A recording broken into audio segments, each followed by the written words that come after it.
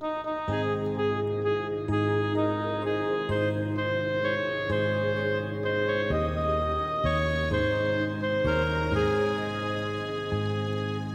마음에 슬픔이 가득 찰 때 주가 위로해 주시리라.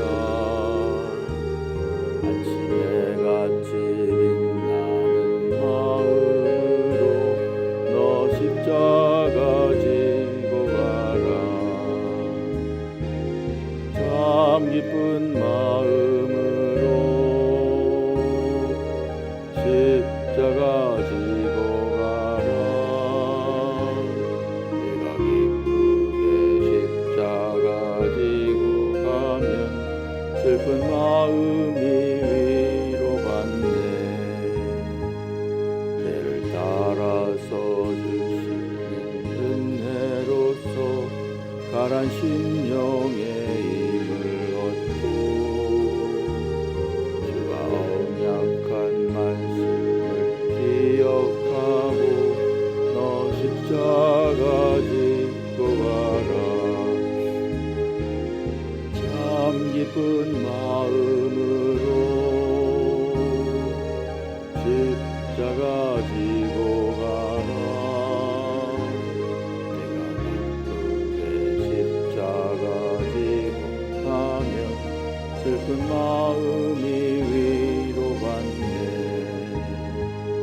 내가 맡은 일 성실히 행할 때에 주님 앞에서 상 받으리. 주가 베푸신 은혜를 감사하며 너 십자가 지고 가라. 참 기쁜 마음으로 십자가 지고 가라. 내가 기쁘게 십자가 지고 가면 슬픈 마음이 위로받네.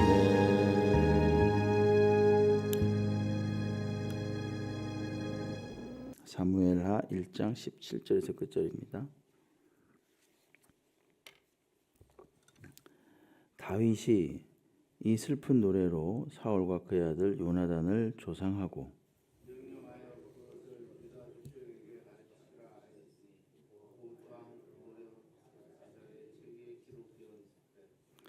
이스라엘아 내 영광이 산 위에서 죽임을 당하였도다. 오호라 두 용사가 엎드러졌도다.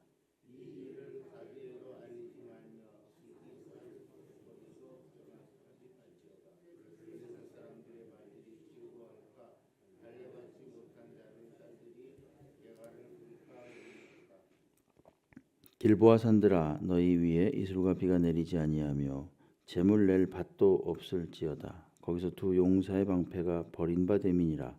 곧 사울의 방패가 기름 부음 받지 아니함 같이 됨이로다.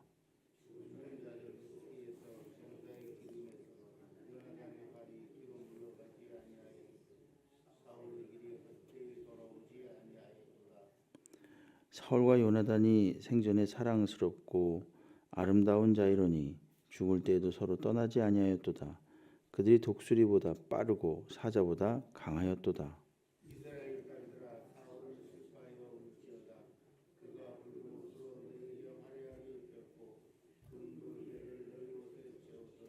오호라 두 용사가 전쟁 중에 엎드러졌도다. 요나단이 내 산 위에서 죽임을 당하였도다.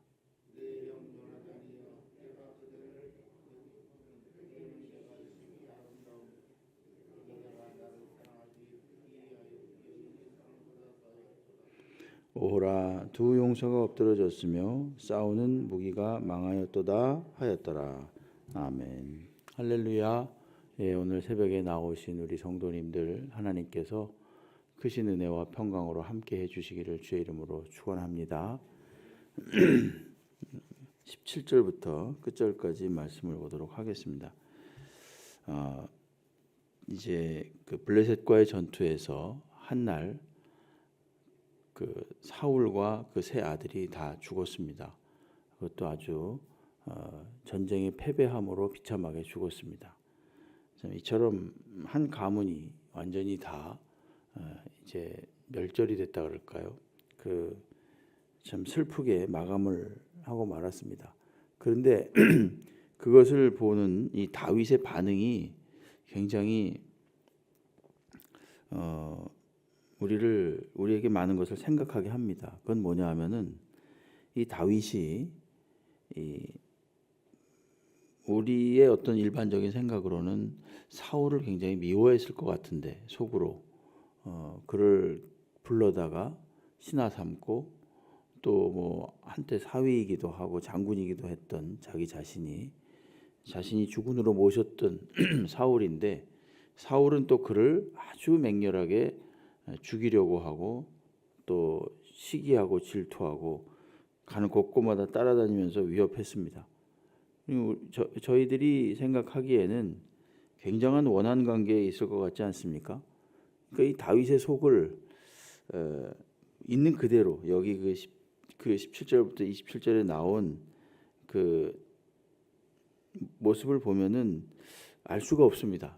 다윗의 속을. 근데 이건 우리들의 표현이고 그러나 있는 그대로 그 말씀을 본다면 다윗이 얼마나 굉장히 그 사울과 요나단에 대한 애착이 있었는가 그리고 사랑했는가라는 것을 알 수 있고 그 근원은 어저께도 말씀드렸습니다마는 하나님을 경외하면서 나온 것이었습니다. 오늘도 마찬가지입니다. 이 다윗이 이제 애가를 부릅니다. 사울과 요나단에 대해서 애가를 부르면서 19절 말씀에 보게 되면은 내 영광이 이스라엘아 내 영광이 산 위에서 죽임을 당했다. 오호라 두 용사가 엎드러졌도다 이렇게 말합니다. 그러니까 이스라엘의 영광으로 표현합니다. 사울과 요나단을 그래서 영광이 죽임을 당하고 용사가 엎드려졌다고 이렇게 아주 그 굉장한 슬픔의 표현을 오늘 하고 있습니다. 그러면서 블레셋, 이 가드, 아스글론 그리고 블레셋의 딸들 이런 자들에게 이 죽음의 비통한 소식이 전해지지 않도록 하라. 왜냐하면 할례받지 못한 자들에 의해서 죽임을 당했기 때문에 그런 부끄러운 일이 없도록 하라라고 하면서 이제 이 노래 중에 애가 중에 이야기를 하고 있는 거죠. 아주 극찬을 합니다. 극찬이라기보다는 극도의 애도를 표현합니다. 21절에도 보면 길보아 산들아 길보아 산에서 죽었지요. 사울과 그 아들들이 길보아 산들아 너희 위에 이슬과 비가 내리지 아니하며 재물 낼 밭도 없을지어다. 거기서 두 용사의 방패가 버린 바 됨이니라. 곧 사울의 방패가 기름 부음을 받지 아니한 자같이 됨이로다. 이렇게 말합니다. 방패는 무기 아니겠습니까? 막아내는 무기. 근데 두 용사의 방패, 그러니까 사울과 요나단이 길보아 산에서 죽었으니 그 길보아 산에서 지금 길보아 산에 대해서 다윗이 좋게 말하고 있지 않습니다. 그러면서 굉장히 그 슬퍼하는 그런 모습. 뭐 이 밖에도 23절에 보게 되면 사울과 요나단이 생전에 사랑스럽고 아름다운 자였다. 죽을 때도 서로 떠나지 아니하였다. 그리고 독수리보다 빠르고 사자보다 강하였다. 이렇게 아주 여러 그 갖은 표현을 써서 이들을 굉장히 애도하고 있습니다.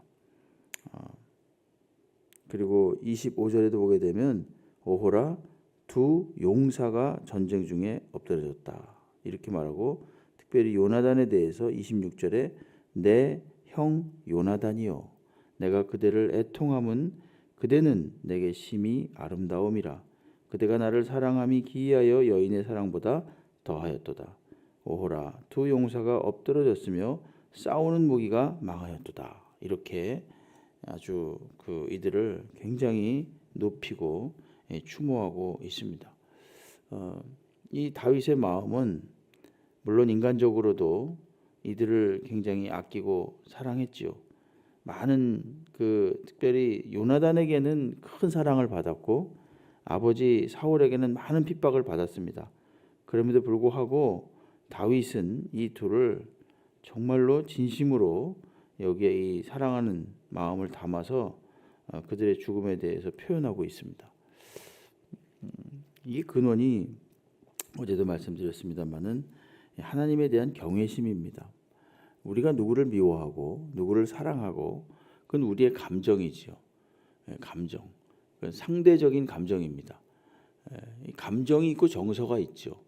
감정이라는 것은 상대방이 어떻게 하느냐에 따라서 나타나는 상대적인 그 기분, 이런 걸 감정이라고 그러고, 정서는 그 사람의 그 내면에 계속해서 이렇게 축적되어 있는, 그래서 저 사람은 대체로 좀 밝은 사람이다, 저 사람은 대체로 좀 어두운 사람이다, 이런 정서적인 그런 성향이 있습니다. 근데 오늘 여기에 그 다윗과 요나단에 대해서는 감정과 정서 둘 다 아주 지극히 애통하는 마음을 금하지 못하고 있다는 거죠. 그리고 그 원인은 무엇인가 하면은 하나님께 대한 경외심입니다. 우리가 누구를 미워할 수도 있고 또 좋아할 수도 있습니다. 그런데 그 모든 것들이 무엇에 의해서 초월되냐 하면은 하나님께 대한 사랑, 하나님께 대한 경외감, 이런 것에서 초월이 되고 있다는 거죠. 오늘 다윗이 바로 그것을 잘 표현하고 있습니다. 비록 그가 사울에게 쫓김을 당하고 많은 어려움을 겪었지만 하나님을 경외함으로 이 이스라엘의 기름 부음 받은 자, 처음으로 왕으로 세움을 받은 자에 대해서 지극한 그 사랑을 표현하고 있고, 또 요나단은 두말할 것도 없습니다. 그가 사울의 핍박을 견디면서도 다윗을 끝까지 도와줬으니까요. 그 이유는 다 하나님께 대한 경외감에서 비롯된 겁니다. 저희들도 마찬가지입니다. 어떤 누군가에 대한 감정이 있을 수 있습니다. 좋아하고 싫어하고 이런 감정이 있을 수 있습니다. 상대방에 따라서 하는 행동이나 말에 대해서. 그런데 우리가 잊지 말아야 될 것이 뭐냐면은 그 배후에 하나님이 계시다는 겁니다. 하나님 계시다는 거예요. 예수께서 삭개오야 내려와라 그랬습니다. 지나가시다가 사람들이 수군거렸습니다. 그리고 그의 집에 들어가서 먹고 마시고 즐거워했습니다. 사람들이 막 욕했습니다. 그러나 예수께서는 삭개오만을 본 것이 아니라 삭개오를 사랑하시는 하나님의 마음도 같이 본 겁니다. 여러분, 저희들도 우리가 여러 사람들을 만납니다. 그럴 때 여러 가지 감정이 또 막 이렇게 일어납니다. 그럴 때 어떻게 합니까? 미워하고 좋아하는 감정은 지나가는 감정이고 하나님께 대한 경외감이 우선입니다. 그리고 그것에 기초해서 판단해야 됩니다. 아무리 밉다가도 저 사람도 역시 하나님이 예수 그리스도를 보내서 십자가에 못 박은 사람이지, 못 박아서 그 피로 산 사람이지, 이렇게 생각하면은 우리의 입술이나 마음이 부끄러워지죠. 그 누구도, 그러니까 하나님께서 사랑하신 영혼이라는 것에 대해서 함부로 할 수가 없게 됩니다. 그런 것 때문에 오늘 다윗은 그 표현이 아주 극에 달한 것입니다. 사울과 요나단에 대한 이 지극한 사랑, 이것은 다 주님을 사랑하는 마음에서 비롯된 것이고, 그리고 실제로도 다윗이 이렇게 많은 그 자기의 어떤 백성들, 부하들 앞에서 자신의 진심을 보여줌으로써 사실은 통합을 이룰 수가 있었던 겁니다. 제가 처음에 마음을 알 수가 없다, 이 속을 알 수가 없다, 다윗에 대해서 그런 말을 했는데, 어떤 때 다윗이 아주 고도의 정치가 같아요. 싫어하는 사람들에 대해서도 이런 어떤 표현을 하고, 그리고 또 이건 진심이겠습니다만은 그래도 정치적으로 만약에 본다면, 인간적으로 본다면 이 이유가 뭘까? 왜 그렇게 이 다윗이 사울의 남은 그 후손, 그러니까 나중에 이제 무비보셋도 나오는데 요나단의 아들 무비보셋이라고 나오게 되는데, 그를 그렇게도 지극하게 이렇게 보살폈을까? 그 다음에 그 베냐민 지파에 대해서도 결코 박대하지 않습니다. 왜 그랬을까요? 그것은 통합을 원했기 때문입니다. 그는 이제 왕으로서, 하나의 정치가로서 또 이와 같이 많은 그 이스라엘 백성이 하나 되기를 원했던 겁니다. 그렇기 때문에 이와 같이 자신의 어떤 육신적인 생각을 다 내려놓고 하나님 앞에서 이 백성이 다 통합되기를 원한 거죠. 일부러 그가 그 아말렉과 싸워가지고 그 탈취한 그 전리품들, 이런 것들도 전혀 상관이 없는 이 싸움을 알지도 못하는 주변의 사람들에게 막 나눠줍니다. 이게 참 통합의 마음입니다. 통합의 마음. 저희들의 마음도 꼭 이랬으면 좋겠습니다. 합치고자 하는 마음. 주변에 분명히 지금 다윗이 이렇게 막 슬퍼하고 애달파하고 이런 모습을요, 분명히 지금 사람들이 다 보고 있거든요. 이 사람들이. 그러면서 저것이 바로 사랑하는 마음이 아닐까, 하나 되기를 원하는 마음이 아닐까, 이것을 다 느꼈을 겁니다.